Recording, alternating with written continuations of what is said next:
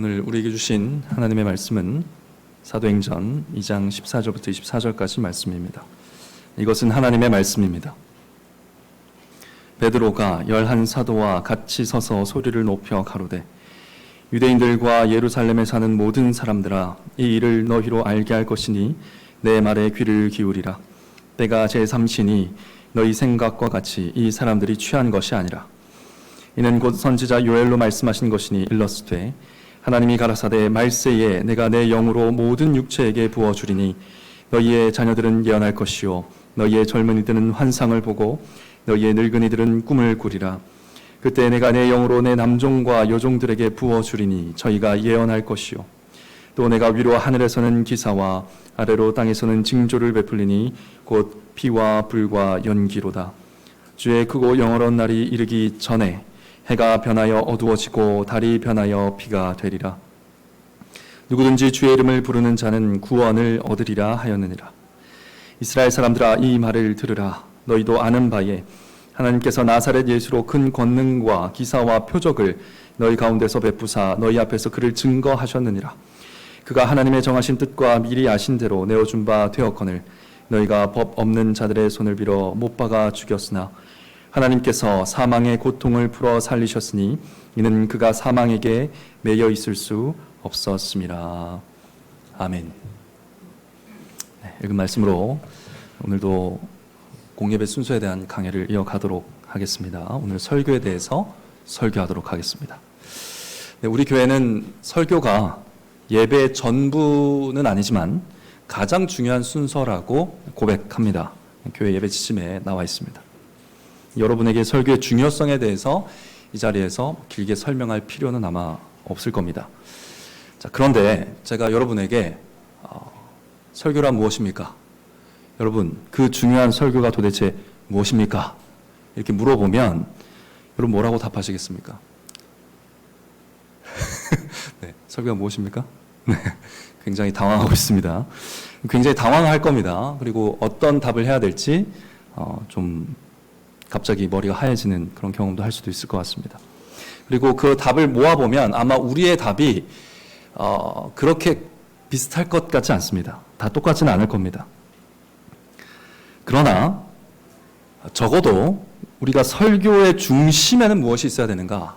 즉 우리가 1시간 설교를 하든지 10분 설교를 하든지 1분 설교를 하든지 그 설교에 뭐가 담겨 있으면 그것이 설교인가? 적어도 뭐가 있어야 설교인가? 이 질문에 대해서는 우리가 동일한 답을 가지고 있어야 됩니다. 그러니까 설교가 뭔가에 대한 답들은 조금씩 다르더라도 적어도 뭐가 있어야 설교인가에 대한 답은 우리가 동일해야 한다는 것입니다. 특별히 이 설교자가 가지고 있는 답과 청중인 여러분이 가지고 있는 답이 똑같아야 됩니다. 만약에 이 답이 다르면 그건 비극입니다. 왜냐? 전하는 바와 기대하는 바가 다르기 때문이죠. 서로를 힘들게 하겠죠. 설교자는 열심히 전하는데 듣는 자는 영양실조에 걸리는 겁니다. 그러니까 저와 여러분이 적어도 이 설교의 중심에 대한 생각은 같아야 된다라는 것이죠. 오늘 설교의 중심에 무엇이 있어야 되는지, 또 중심이 바로 잡힌 설교는 어떠한 힘이 있는지에 대해서 오늘 함께 살펴보려고 합니다. 오늘 읽은 본문은 이 설교의 중심을 가장 좀 명확하게 확인할 수 있는 성경의 여러 본문들 가운데 하나입니다. 우선 이 본문 자체가 설교문입니다. 누구의 설교문입니까? 베드로의 설교문입니다. 즉 사도의 설교문이다라고 할 수 있겠죠. 자, 언제 했던 설교입니까? 오늘이 성령 강림절인데 첫 번째 성령 강림절, 성령님이 오신 날, 그날 선포된 설교입니다. 즉 오순절에 성령님이 오시고 처음 사도의 입으로 선포한 설교입니다. 그러니까 굉장히 의미가 큰 설교라고 할 수 있겠죠. 또한 성령님이 오시자마자 하신 일이 무엇인지를 한번 정리해 보면 이 첫 번째, 베드로라는 설교를 세우셨다. 두 번째, 베드로와 함께 사도도 함께 세우셨습니다. 두 번째, 수천 명의 설교를 들을 청중들을 모으셨다. 세 번째, 여러 외국어로 이 설교를 선포되게 하셨다. 그러니까 성령님이 이 땅에 오셔서 가장 먼저 한 일이 무엇이냐? 설교자를 세우고 청중들을 모으고 설교하게 하신 겁니다. 이렇게 정리할 수가 있습니다. 즉 사도행전 2장 자체가 이 설교와 관련해서 여러 가지 의미에서도 굉장히 중요한 본문이긴 하지만 이 설교와 관련해서도 매우 중요한 장이다라고 할 수 있겠습니다. 이 사도들은 성령님이 말씀하게 하시는 대로 외국어로 설교하기 시작했습니다. 이것을 방언 기도라고 오해하시는 분들이 많은데 설교였습니다. 거기 15개 지역에서 온 유대교 신자들이 있었고요. 그들에게 여러 언어로 복음을 선포한 것입니다. 이 9절에 보시면, 2장 9절에 보시면 이 사람들이 어디로부터 왔는지, 어떤 민족 사람들인지 쭉 리스트가 나옵니다. 이제 우리는 전혀 좀 알 수 없는 많은 지명도 있지만 모르는 지명들이 많은데 지금 우리가 알고 있는 나라 지명, 지금 나라로 따져서 이 지역들을 한번 읊어보면 이렇습니다. 이란이 있고요. 이라크가 있고요. 요르단이 있고요. 사우디아라비아에 해당하는 지역에서 온 사람들이 있었습니다. 또 티르키에, 유럽의 로마와 그리스, 그리고 아프리카의 리비아와 알제리와 모로코 지역, 이 아프리카 이제 북쪽 끝에 있는 그 지역들, 그 지역들에서 온 사람들이었습니다. 그리고 이들이 같은 말을 사용했을 리가 없었겠죠. 네, 말이 다 달랐을 겁니다. 아마도 12사도가 예상입니다만 아마도 12사도가 12개의 언어로 하나의 복음을 선포하는 현장이었을 겁니다. 굉장히 놀라운 광경이죠. 성령님은 교회의 반석인 베드로와 사도들의 입술을 통해서 온 세계로 전파될 설교, 그 설교의 반석, 설교의 기초석도 이 시간에 놓고 계셨던 것입니다. 교회가 선포할 설교의 중심에 무엇이 있어야 되는가? 그것을 이 첫 번째 성령 강림절에 사도의 설교를 통해서 우리에게 제시하고 있다. 이렇게 볼 수 있는 내용입니다. 자, 그러면 베드로의 설교의 중심에 무엇이 있었습니까? 네, 그리스도가 있었습니다. 설교의 중심에는 그리스도가 있어야 합니다. 이 답은 저와 여러분이 똑같아야 됩니다. 성령님께서는 성경에서 그리스도의 죽음과 부활을 선포하는 것이 바로 설교다라는 것을 이 첫 번째 사도의 설교에서 보여주고 있습니다. 과연 그런가? 베드로의 설교를 한번 살펴보겠습니다. 사실 굉장히 긴 설교고 제가 그 중에 일부분만 읽었는데요. 처음부터 끝까지 다 읽어보셔도 아주 간단한 구조로 되어 있는 설교입니다. 구약 성경 하나 읽고요. 그리스도를 설교하고요. 구약 성경 하나 읽고요. 그리스도를 설교하고요. 구약 성경 하나 읽고 그리스도를 설교합니다. 이게 지금 베드로 하고 있는 설교의 전체 구조입니다. 먼저 베드로는 요엘서를 인용해서 선포합니다. 결론은 뭐냐? 예수님의 죽음입니다. 자, 베드로는 너희가 보고 있는 이 놀라운 일, 사람들이 막 모였죠. 여러 가지 언어로 막 말을 하니까 너무 신기해서 다 모였습니다. 그래서 너희들 술 취한 거 아니냐 이런 소리도 듣곤 했죠. 그래서 베드로가 너희가 보고 있는 이 놀라운, 우리가 술 마신 게 아니다. 이 놀라운 일은 너희가 알고 있는 그 요엘 선지자, 구약 성경에 기록된 요엘 선지자의 글에 이미 예언되어 있던 일이다 하면서 요엘서 2장을 인용합니다. 이 요엘은 오늘 20절에 나오는 주의 크고 영화로운 날, 줄여서 주의 날이라고 하는데요. 이 마지막 심판의 날, 이 주의 날에 대해서 선포한 선지자가 바로 요엘입니다. 요엘은 주의 날에 모든 육체에 성령이 부어질 것이다. 아이든 어른이든 노인이든 남종이든 여종이든 모두가 성령을 받는 일이 일어날 것이다. 그것을 예언했다라고 말하고 있습니다. 베드로는 그 예언된 일이 지금 일어나고 있다라고 설명을 하고 있죠. 그런데 베드로는 이 현상을 설명하기 위해서 요엘서를 가져온 것이 아니라 그 말씀에서 이 주의 날, 이 놀라운 날 직전에 심판이 예고되어 있다는 내용에 더 주목합니다. 20절에 보면 주의 크고 영화로운 날 직전에 무슨 일이 있다고 합니까? 해가 어두워지고 달이 피가 되는 일이 먼저 일어난다 하죠. 이게 심판을 얘기하는 건데요. 여러분, 오순절 성령 강림 직전에 이런 일이 있었습니까? 이런 심판이 있었습니까? 오순절 이전에 해가 어두워지고 피가 흐른 적이 있었습니까? 그런 전 세계적인 심판이 있었던 적이 있었습니까? 네, 있었습니다. 언제 있었습니까? 50일 전에 6월절 십자가에서 이 심판이 있었죠. 예수님이 십자가에서 피 흘려 숨을 거두셨을 때 하늘의 해가 빛을 잃고 온 땅이 깜깜해졌습니다. 이 베드로는 주의 날 직전에 있을 심판을 바로 예수님이 못 박혀 죽으신 일과 연결하고 있습니다. 온 세계에 임할 하나님의 심판의 사건을 예수님의 십자가로 연결하고 있는 것이죠. 그러니까 간단히 요약하자면 첫째, 오순절에 일어나고 있는 이 놀라운 일은 이미 구약성경 요엘에 주의 날에 일어난다고 예언했던 일이다. 둘째, 그런데 이 놀라운 일 직전에 심판이 있을 거라고도 예언했다. 셋째, 그 심판을 받으신 분은 누구냐? 바로 너희가 십자가에 못 박은 예수다. 지금 이것을 설교하고 있는 것입니다. 즉 베드로는 요엘서로 그리스도의 죽음에 대해서 설교하고 있습니다. 그 이후 내용도 읽진 않았지만 마찬가지입니다. 베드로는 시편에서 예수님의 부활을 또한 설교하고 있습니다. 25절부터 시편 16편을 인용하면서 부활을 설교하는데요. 여기서 베드로는 첫째, 하나님이 다윗의 입술을 통해서 주의 거룩한 자를 썩지 않게 하겠다라고 말씀하셨다. 주의 거룩한 자를 썩지 않게 하겠다. 이렇게 말씀을 하셨다. 그런데 둘째, 다윗은 죽고 그 육체는 썩었다. 셋째, 그러면 도대체 하나님께서 썩지 않게 하겠다 하신 그 거룩한 사람이 누구냐? 바로 부활하신 예수 그리스도다. 이렇게 설교를 하고 있는 것입니다. 도대체 너무나 놀라운 설교입니다. 이게 사실은. 생각해보면. 어떤 지금 현대의 목사들도 이런 설교 못할 겁니다. 너무나 놀라운 설교가 지금 선포되고 있습니다. 그래서 31절에 보시면 다윗이 미리 봤다. 뭘 봤습니까? 예수 그리스도의 부활을 미리 봤다라고 결론을 짓고 있죠. 그래서 시편에서도 그리스도의 부활을 설교하는 것으로 이 단락이 마치고 있습니다. 이어서 110편을 인용하는데 마찬가지입니다. 그 시편이 바로 하늘 위에 오르신 예수 그리스도의 왕권에 대해서 설교한 것이다, 예언한 것이다 라고 설교를 합니다. 그러니까 한마디로 구약 성경으로 예수님의 죽음과 부활을 설교합니다.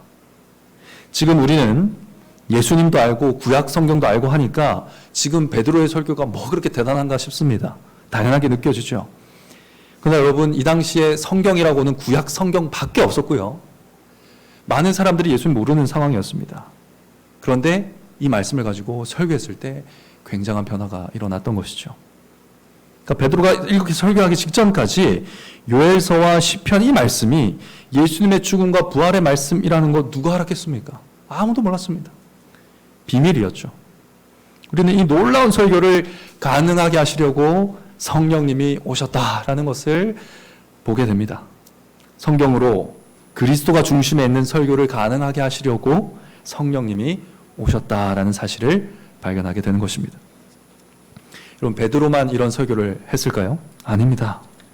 바울의 설교의 중심에도 그리스도가 있었습니다. 베드로와 바울만 그랬습니까? 아닙니다.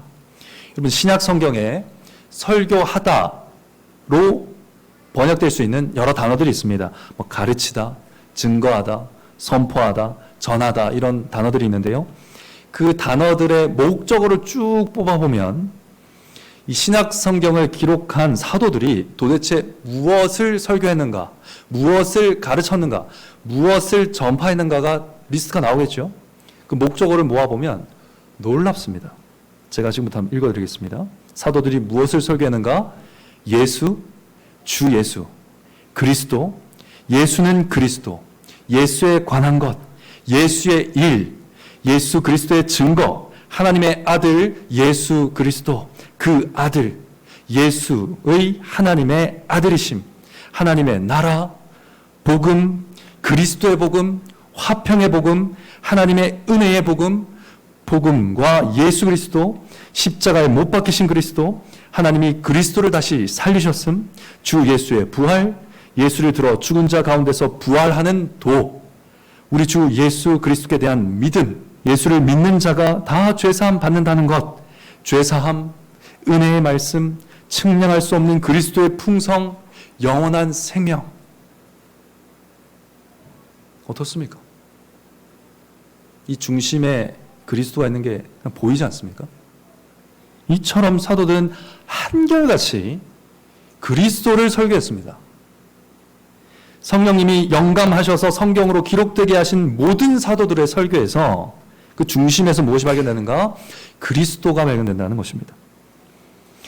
이런 설교를 이제 다른 설교, 다른 목적을 가진 설교들과 좀 구별하기 위해서 그리스도 중심의 설교, 그리스도 중심적 설교 이렇게 말하기도 합니다. 그리스도 중심적 설교란 무엇인가? 신구약 성경 전체를 통해서 예수 그리스도를 드러내 보이고 바로 그 예수가 이 설교를 듣는 여러분에게도 구원입니다 라고 선포하는 것, 이것이 바로 그리스도 중심적 설교입니다. 그럼 여러분, 이 신약에 나타난 사도들이 그리스도 중심적인 설교법을 만들어냈을까요? 아닙니다. 예수님이 이렇게 설교하셨기 때문에 제자들이 이렇게 설교한 것입니다. 그럼 예수님 부활하시고 엠마오로 가던 두 제자를 만나서 뭐라 하셨습니까? 이에 모세와 및 모든 선지자의 글로 시작하여 모든 성경에 쓴 바 자기에 관한 것, 모든 성경에 쓴 바 주 예수 그리스도에 관한 것을 자세히 설명하시니라. 그리고 이어서 11제자를 만나시고 뭐라고 하셨습니까? 내가 너희와 함께 있을 때에 너희에게 말한 바 곧 모세의 율법과 선지자의 글과 시편에 나를 가리켜 기록된 모든 것이 이루어져야 하리라 한 말이 이것이라. 이분 율법과 선지자의 글과 시편 뭡니까? 당시 있었던 구약 성경 말하는 것입니다. 구약 성경 전체를 말하는 것이죠. 유대인이 사용했던 구약 성경입니다. 예수님 그 구약 성경에 기록된 모든 것이, 모든 성경 말씀이 바로 나에 대해 기록한 것이고 내가 그 성경의 중심이다 라고 말씀하신 것입니다. 사도들은 주님께 들은 대로, 주님께서 설교하신 대로 구약 성경으로 그리스도를 계속 설교해 나갔던 것이죠. 그 첫 번째가 베드로였고요. 그 위에 모든 성경 말씀이 그렇게 기록이 되어 있습니다. 그러니까 사랑하는 성도 여러분, 제가 뭐라고 다른 특별한 설교를 하겠습니까? 여러분 중에는 뭐 이런 의문이 아마 있는 분들도 있었을 겁니다. 아유, 목사님은 설교할 때마다 이렇게 어렵게 예수님 막 찾아가나? 막 각 본문에서 어떻게 이렇게 예수님을 끌어내려고 이렇게 노력을 하시나? 때로는 그게 너무 복잡해서 어렵게 느껴지기도 하고 그러셨을 줄 압니다. 제가 좀 더 배워야 되는 측면이 있는 것이죠. 왜 제가 그렇게 하느냐? 모든 성경에서 그리스도를 설교하라는 것이 너무 분명한 성경의 가르침이기 때문에 그렇습니다. 예수님의 말씀에 따르면 그리스도를 설교해야 모든 성경을 설교할 수 있습니다. 그렇죠? 모든 성경이 예수 그리스도에 관한 것이니까 그리스도를 설교해야 모든 성경을 설교할 수 있습니다. 제대로 설교할 수 있는 것이죠. 그리스도를 설교해야 모든 교리를 설교할 수 있는 것이고 그리스도를 설교해야 삼위일체 하나님을 설교할 수 있습니다. 따라서 성도 여러분, 우리 교회 설교자들이 이제 많아졌는데요. 설교자들에게 신구약 성경을 통해 그리스도의 복음을 설교하는 것 외에 다른 설교를 기대하지 마시기 바랍니다. 일단 못합니다. 배운 적이 없습니다. 네, 배운 적이 없고요. 하고 싶지도 않습니다. 저를 비롯한 우리 교회 목사님들과 교수님까지 이 점에 있어서 한 설교를 하고 있다는 공통의 인식이 있습니다. 여러분들은 여러 설교자들 보시기에 너무 스타일이 다르다 이렇게 생각할지 모르겠는데요. 설교자들끼리는 우리는 하나의 설교를 한다는 공통의 인식이 있습니다. 우리는 같은 설교를 한다는 공통의 인식이 있습니다. 중심이 같기 때문이죠. 전해지는 것이 분이 그리스도이기 때문에 그렇습니다. 그래서 아무 거리낌 없이 대독 설교가 가능했던 겁니다. 우리 교회 모든 설교는 이렇게 큰 방향을 가지고 있다라고 생각하시고 들으시면 큰 어려움 없이 설교를 이제 들으실 수 있을 겁니다. 이런 흐름입니다. 보십시오, 여러분. 이 성경 말씀도 예수 그리스도를 전파하고 있습니다. 그리고 이 말씀이 증거하는 예수님이 우리를 죄에서 구원하십니다. 이 그리스도를 보십시오. 그를 통해 삼위 하나님의 영광을 보십시오. 그리스도와 그 아버지와 그의 성령님이 얼마나 충분히 여러분들의 삶의 현장을 구원해낼 수 있으신, 얼마나 충분히 구원할 수 있으신 분이신지를 보십시오. 믿으십시오. 그리고 살아가십시오. 이것이 모든 설교의 공통점, 알맹이가 될 것입니다. 이것을 기억한다면 여러분들이 설교를 들으실 때 한결 쉽게 들으실 수 있을 거라고 생각합니다. 자, 그러면 성경으로 그리스도를 설교할 때 성령님은 어떤 일을 하시는가? 그 그리스도 중심적인 설교에 어떤 능력이 있는가? 이것을 말씀드리겠습니다. 그리스도를 설교할 때 성령님은 그 안에서 무슨 일을 하시는가? 예수님이 빛이시죠. 그 말씀을 들고 흑암에 있는 우리에게 빛을 비추어 주십니다. 성경이 선포하는 그리스도를 통해서 이 세계와 하나님과 나에 대해서 눈을 뜨게 만드십니다. 세계와 하나님과 나에 대해서 눈을 뜨게 만드십니다. 그리고 주의 이름을 부르도록 인도하십니다. 오직 주님께 구원의 소망을 두게 만드신다, 그 말입니다. 이것을 오늘 본문에 나타나는데 함께 살펴보겠습니다. 그리스도를 설교함으로 성령님 무슨 일을 하시는가? 첫째, 그리스도 안에서 세계를 제대로 바라볼 수 있게, 분별할 수 있게 해주십니다. 당시 유대인들은요, 어떤 세계관을 가지고 있었습니까? 당시 유대인들은 구약 성경 또 여러 선지서를 통해서 말세에, 종말의 때에 하나님의 심판이 있고 그날 세상은 끝난다, 이런 세계관을 갖고 있었습니다. 자, 말세, 하나님의 심판, 그리고 끝, 이게 유대인이 가지고 있었던 세계관이었습니다. 그리고 이것이 예수님이 오기 전까지 성경을 합리적으로 이해하면 도출해낼 수 있는 안정적인 세계관이었습니다. 이성으로 합리적으로 성경을 읽으면 그렇게 이해할 수 있는 내용이었죠. 그러나 성령님이 베드로를 통해서 전파하게 하신 복음, 그래서 새롭게 깨닫게 하신 내용이 무엇입니까? 해가 변하여 어두워지고 달이 변하여 피가 되는 이 말세의 심판을 예수님이 다 받으셨다, 이거죠. 예수님이 물과 피를 다 쏟으시고 숨을 거두실 때 낮 12시부터 3시간 동안 해가 빛을 잃고 온 땅에 어둠이 임했다. 누가복음 23장 44절입니다. 마지막 날 죄인이 받아야 될 심판을 예수님이 받으신 겁니다. 그 심판이 예수님께 임한 겁니다. 그렇게 예수님은 말세에 심판받고 끝 할 줄 알았던 이 유대인의 세계관을 엎어버리셨습니다. 말세를 확장시켜버렸습니다. 적어도 우리가 알기로 말세라는 기간을 2000년은 늘려놓으셨죠. 2020년 넘게 늘려놓으셨습니다. 확장하셨죠. 그 주의 날이 하루인 줄 알았던 이 유대인들에게 충격적인 사건이죠. 주의 날은 하루가 아니라 초림과 재림 사이의 이 수천 년의 기간입니다. 그렇게 말세를 확장시키셔서 예수님 뭘 하신 겁니까? 교회가 예루살렘과 유대와 사마리아와 땅끝까지 예수 그리스도의 왕권을 선포하면서 복음을 전하면서 나아가야 할 시대를 열어버리신 겁니다. 그러니까 구약의 그 주의 날이라는 것이, 그 말세라는 것이 이 한 시대가 열리는 그런 예언이었다라는 것을 예수님이 알게 하신 것이죠.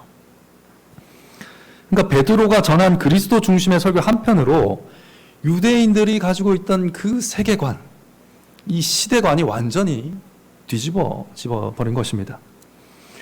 이처럼 성령님은 설교를 통해서 그리스도 안에서 우리가 살고 있는 이 세계를 제대로 보게 하시고요, 분별하게 하시고 구원의 세계로 인도하신다라는 것입니다. 이것이 첫 번째입니다. 세계를 제대로 볼 수 있도록 빛을 비추십니다. 둘째, 성령님은 그리스도 안에서 참되신 하나님의 영광을 보도록 빛을 비추십니다.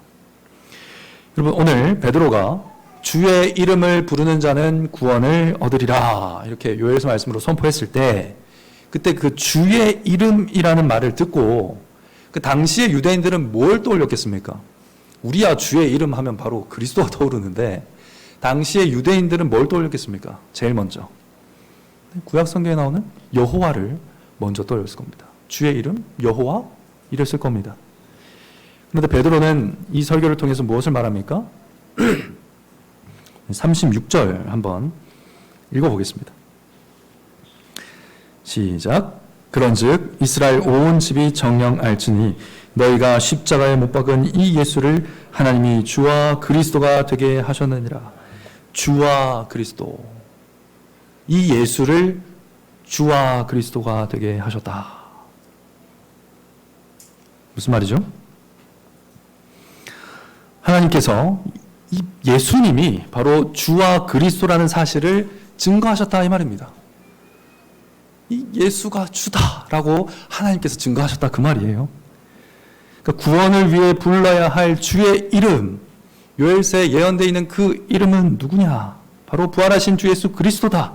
그분이 하나님의 아들 하나님이시고 지금 일어나는 이 모든 일이 그 예수님이 보내신 성령님으로 말미암아 일어난 일이다. 이것이 또 설교의 굉장한 중요한 주제죠. 그러니까 하나님에 대한 생각도 완전히 뒤집어 버린 것입니다. 구약의 유대교의 하나님, 그 여호와 하나님, 한 분밖에 없는 하나님, 물론 우리도 한 분 하나님 믿지만 성부, 성자, 성령 하나님이라는 사실을 그들은 전혀 알 수가 없었던 것이죠. 바로 이 설교로, 그리스도를 설교함으로 유일하고 참되신 성부, 성자, 성령, 삼위 하나님의 영광으로 백성들을 인도하신 겁니다. 이것이 성령님이 하신 일입니다. 빛 비추셔서 삼위 하나님의 영광을 명징하게 바라보게 하십니다. 셋째, 그리스도 안에서 성령님은 우리의 진실을 보도록, 우리의 죄와 비참을 보도록 빛 비추십니다. 그럼 베드로가 너희가 십자가에 예수를 못 박았다 이렇게 선포하자 청중에게서 희한한 일이 일어납니다. 37절에 보시면 저희가 이 말을 듣고 마음에 찔려서 뭐라 합니까?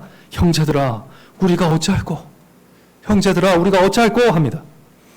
우리가 십자가에 예수를 못 박았다라는 것을 인정한다. 그래서 자기 죄로 슬퍼하면서 회개로 반응하고 있습니다. 그러나 여러분 생각해 보십시오. 이들이 예수님 못 박았습니까? 이들이 십자가 사건의 주동자입니까? 아니죠. 물론 이들 중에는 50일 전에 6월절에 예루살렘에 와가지고 예수를 십자가에 못 박으라 함께 소리친 사람들도 아마 있었을 줄 모르겠습니다. 아마 있었겠죠. 그러나 그들은 군중이었고요. 어떻게 보면 무지몽매한 상태에서 그런 일을 행한 것이지 않습니까? 십자가의 주동자는 누굽니까? 장로들, 대제사장, 서기관, 종교 지도자들이었습니다. 그러니까 너희가 예수를 못 박았다 할 때 아니 난 아닌데 난 그냥 소리 질렀을 뿐인데 할 수 있는 핑계 댈 수 있는 여러 가지 조건을 갖춘 사람들이었습니다. 이 청중들이. 그러나 성령님 어떻게 하셨습니까? 그들 중에 3,000명이나 그리스도 안에서 자신의 진실을 보게 하셨습니다. 아, 내가 못 박았구나. 내가 못 박았구나. 죄와 비참을 깨닫게 하신 것이죠. 내가 예수님의 십자가에 못 박았다.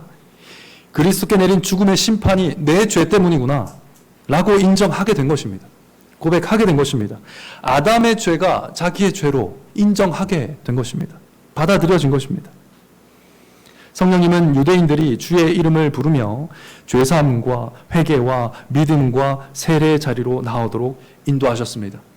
우리의 진실을 보도록 빛 비추셔서 우리의 죄와 비참을 보도록 빛 비추셔서 이런 일을 행하시는 분이 성령님이시다. 그리스도 중심의 설교를 통해서 이런 일을 행하신다는 것입니다. 그럼 최종적이고 결론적으로 그리스도 중심적인 설교를 통해서 성령님 무엇을 하시는가? 우리가 주의 이름을 부르게 하십니다. 주의 이름을 부르게 하십니다. 이 세계를 내가 판단하지 않고 그리스도를 불러서 주님을 불러서 그리스도 안에서 세계를 분별하게 하시는 겁니다. 내가 하나님을 규정하지 않고 그리스도를 불러서 그 주님 안에서 하나님을 그 영광을 보게 하시는 겁니다. 내가 나를 주장하지 않고 내가 나를 옥죄지 않고 내가 나를 규정하지 않고 그리스도 그 주님을 불러서 그리스도 안에서 내 진실을 보게 하신다는 겁니다. 주의 이름을 부르게 하십니다. 지금 나의 구원을 위해서 무엇을 해야 되는가? 설교 가운데 선포된 그리스도의 이름을 불러야겠구나. 저 그리스도를 불러야겠구나. 설교 때 선포된 저 그리스도가 나의 구원이구나. 주님을 부르는 것 외에 나에게 답이 없구나. 이것을 깨닫게 하신다는 겁니다. 그리스도를 믿고 의지하며 회개하고 순종하게 하신다는 것이죠. 성령님이 이것을 깨닫게 하신다는 겁니다. 성령이 아니고서는 그 누구도 예수를 주라 부를 수 없습니다. 고린도전서 12장 3절 말씀이죠. 그러니까 여기 있는 3천 명에게 이 일을 하신 겁니다. 주의 이름을 부르도록. 성령님은 우리가 예수를 주라 고백할 수 있게 하기 위하여서 강림하신 겁니다. 우리가 주의 이름을 불러서 구원에 이르게 하기 위해서 강림하신 것이죠. 이것이 그리스도를 설교하게 함으로써 성령님이 행하시는 일들입니다. 하나님의 큰 일들이죠. 사랑하는 성도 여러분, 근데 이 성령님이 이 일을 오늘날에도 계속 하십니다. 베드로가 성경으로 그리스도를 선포할 때 성령님은 그 유대인들을, 그 완악한 자들을 변화시키셨습니다. 마찬가지로 목사가 성경으로 그리스도를 선포할 때 성령님이 우리를 변화시키는 겁니다. 제가 변화시키는 거 아니고, 목사가 변화시키는 거 아니고, 성령님이 그 복음을 통해 변화시키는 것이죠. 진리의 빛을 비추셔서 예수를 주라 부르며 구원의 길을 걷도록 인도하신다는 겁니다. 그럼 그 열매가 어디 있습니까? 여기 있죠. 오늘 두 자녀들이 그 열매입니다. 여러분, 오늘 두 자녀가 예수를 주라고 고백할 겁니다. 그 고백이 어디서 왔습니까? 이들에게서 왔습니까? 하늘 아버지로부터 그리스도를 전하는 설교를 통해서 성령님이 이 두 자녀들의 입술에 두신 고백을 이들이 할 것입니다. 놀라운 기적이죠. 여러분, 오순절날 일어났던 많은 일 중에 가장 큰 기적이 뭡니까? 방언한 겁니까? 불 보인 그겁니까? 바람 소리가 난 겁니까? 그건 기적이긴 하지만, 놀라운 일이기도 하지만 작은 기적이죠. 가장 큰 기적은 뭡니까? 유대인들이 예수를 주라고 부른 것입니다. 유대인들이 예수를 주라고 부른 것입니다. 이게 놀라운 기적인데, 여러분, 그 기적을 오늘 볼 겁니다. 이 두 자녀들의 입술을 통해서 볼 겁니다. 놀라운 기적입니다. 우리는 이 놀라운 기적의 증인석에 앉게 된 것에 대해서 하나님께 감사해야 할 것입니다. 여러분도 사실 그 기적을 통해서 여기 앉아 계시죠. 성령님께서 설교를 통해서 이 놀라운 변화를 일으킨다는 것을 믿는다면, 사랑하는 성도 여러분, 오늘 말씀이 명하는 대로 여러분 설교를 들으실 때마다 그 주의 이름을 부르십시오. 선포하신 은혜를 주십시오. 말씀하신 대로 거룩하고 새롭게 해 주십시오. 설교를 들을 때마다 주의 이름을 부르면서 간구하는 여러분 되시기 바랍니다. 우리는 믿음 생활을 시작할 때 주의 이름을 열심히 불러야 된다고 생각할 수 있습니다. 그것도 맞는 생각이죠. 그리고 또 언제? 삶을 마감할 때 너무 두려우니까 주의 이름을 열심히 불러야겠다라고 생각하게 될 것 같습니다. 아마도. 그것도 틀린 건 아니죠. 그러니까 여러분, 주의 이름을 가장 절실하게 불러야 될 때가 언제입니까? 오늘이죠. 지금입니다. 오늘 불러야 됩니다. 오늘. 지금 당장 불러야 되지 않습니까? 여러분, 구원이 필요하지 않습니까? 필요하잖아요. 예수님 와주셔야 되지 않습니까? 이 선포된 주님이 와주셔야 되지 않습니까? 제발. 그래서 날 좀 건져주셔야 되지 않습니까? 그럼 여러분 설교 때 선포될 때 선포된 그 그리스도를 주라 부르시면서 간구하셔야 된다는 겁니다. 가장 간절히 불러야 될 때 오늘입니다. 오늘입니다. 그리고 오늘의 은혜 없으면 다 넘어집니다. 다. 장사라도 넘어집니다. 아무리 오래 교회를 다니고 아무리 지식이 많고 아무리 책을 많이 읽고 아무리 뜨거운 체험을 했더라도 목사라도 아무 소용없습니다. 오늘의 은혜 없으면 쓰러지는 거예요. 장사 없습니다. 성령님이 설교를 통해 비추시는 그리스도를 따르지 않으면 뭘 따르겠습니까? 자기 빛, 자기 지식, 합리성을 따르겠죠. 여러분, 유대인들이 요엘서가 없었습니까? 시편이 없었습니까? 구약 성경이 없었습니까? 다 있었죠. 다 알았습니다. 다 안다고 생각했죠. 합리적인 종말론, 합리적인 세계관, 합리적인 율법 체계를 구축하고 있었습니다. 꽤 견고해 보였습니다. 사람이 보기에. 그러나 그들이 하나님의 독자를 죽였습니다. 놀랍지 않습니까? 우리라고 다르겠습니까? 은혜 의지하지 않으면, 자기 지식을 따르면 우리도 그렇게 합니다. 우리도 그렇게 합니다. 베드로라도 여러분, 성령님의 은혜 없이 이 설교 못했습니다. 그러니까 은혜 없이는 이런 깨달음이 어떻게 왔겠습니까?